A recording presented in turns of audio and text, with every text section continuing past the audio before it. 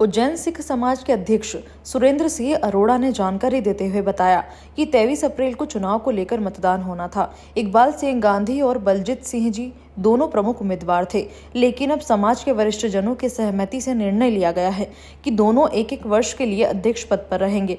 मध्य प्रदेश केंद्रीय श्री गुरु सिंह सभा के प्रधान भूपेश भाटिया ने भी चुनाव नहीं होने की बात कही और समाज के दो टुकड़े होने से बचने के लिए इस निर्णय को उचित बताया। बलजीत सिंह ने अपनी भावनाओं को समझते हुए कहा कि वे अगले साल के लिए अध्यक्ष बन जाएंगे और इकबाल सिंह गांधी को इस साल के लिए अध्यक्ष बना दिया जाए। अब शपथ ग्रहण का कार्यक्रम होना है, जिसमें दोनों चुनाव अधिकारी समाज हित में अपना निर्णय देंगे और पदभार ग्रहण करेंगे। उज्जैन के अंदर श्री गुरु सिंह सभा दूतलाई के चुनाव अपेक्षित थे। 23 तारीख को कार्यक्रम के हिसाब से मतदान होना था। उसके बीच में सब लोगों की एक ही इच्छा थी, मेरे पे भी हर प्रकार का ये दबाव था कि चुनाव ना हो, किसी न किसी सहमति के तरीके से अध्यक्ष को बना दिया जाए। 6 फॉर्म को लाए थे। 6 में से सबसे जो उम्मीदवारी थी वो इकबाल सिंह जी गांधी और बलजीत सिंह जी डंकी थी। ये तय हुआ कि दोनों को 1 वर्ष का कार्यकाल दिया जाए। बलजीत सिंह जी को इकबाल सिंह जी को बिठाया। इंदौर से हमारे जो सिंह सभा इंदौर के जो प्रधान हैं, मध्य प्रदेश केंद्रीय श्री गुरु सिंह सभा के जो प्रेसिडेंट है मोनू भाटिया जी, वो आए। उन्होंने भी यही कहा कि नहीं, चुनाव नहीं होना चाहिए। इंदौर के अंदर अब इतना नुकसान सह चुके हैं कि समाज के 2 टुकड़े हो गए हैं। ऐसी स्थिति उज्जैन के अंदर नहीं होना चाहिए। एक माननीय इकबाल सिंह जी, माननीय बलजीत सिंह जी, दोनों को सब सामने सामने बिठाया गया और फिर ये तय किया गया कि 1 साल के लिए दोनों अध्यक्ष हो जाएं। और दोनों वीरों से मैंने कहा कि आप में से कोई एक बलिदानी दो और दूसरे भाई से कहोगा इस साल तुम बन जाओ, अगले साल मैं बन जाऊंगा।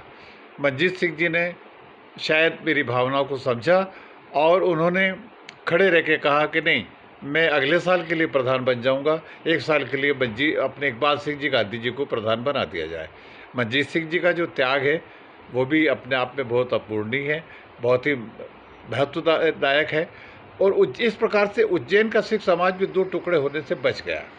यह शपथ ग्रहण का कोई ऐसा कार्यक्रम नहीं होता। हमारे यहाँ तो गुरुद्वारे के अंदर अरदास होती है। अब चूँकि 23 तारीख की आम सभा, जो साधारण सभा बुलाई जाना थी, उसके अंदर तय हो चुका था। तो जो चुनाव के जो दोनों सहायक अधिकारी हैं, वो दोनों रिजल्ट्स बना के समाज हित के अंदर दे देंगे और उसके उपरांत ही इनको चार्ज दिलवा के और अरदास करके ये पदभार ग्रहण कर लेंगे। इसमें 1 आध दिन 2 दिन की संभावना है कि 1-2 दिन के अंदर ये सब काम निपट जाएगा। क्योंकि एक चुनाव अधिकारी बाहर थे, वो ऐसी जानकारी लगी है कि कल आ गए हैं। आज उनके साथ बैठ के उनको समस्त दोनों चुनाव अधिकारी जी को समस्त स्थिति से अवगत कराकर समाज हित में 6 के 6 ही उम्मीदवार बैठकर ये निर्णय ले लेंगे कि साहब हम लोग आपस में ऐसा तय हो गया है और इस प्रकार से हमने 1 साल के लिए एक प्रधान रहेगा और 1 साल के लिए एक रहेगा। प्योर श्योर दूध और घी, माँ के प्यार सा, मिलावट से दूर, भरोसे से भरपूर, प्योर भी श्योर भी।